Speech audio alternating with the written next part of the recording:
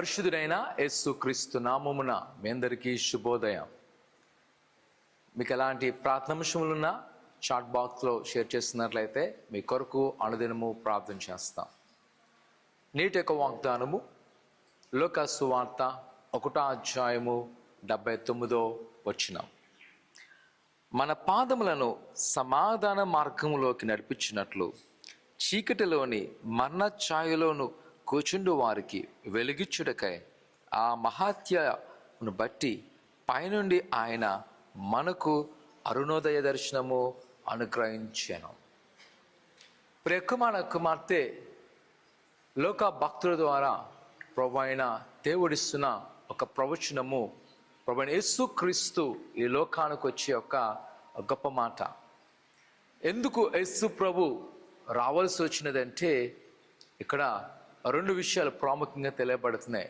ఒకటి, ఆ వచనంలో కనబడుతున్న మాటను చూచినప్పుడు సమాధాన మార్గంలోకి నడిపించుటకు, అలాగే చీకటిలోన మరణ ఛాయలోని విడిపించటం కొరకు.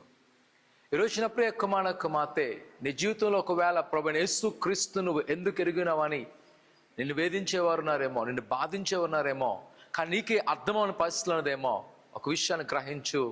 ప్రభువైన యేసు క్రీస్తు ఒక చక్కని మార్గములో నడిపించడానికి, అలాగే ఎవరైతే అగాధములో ఉన్నారో, అంధకారంలో ఉన్నారో వారిని ఆ యొక్క చీకటి ఛాయల నుంచి వెలుగులోకి నడిపించడం కొరకు. అందుకే ప్రభువైన యేసు క్రీస్తు అరుణోదయముగా ఈ లోకములో జన్మించాను.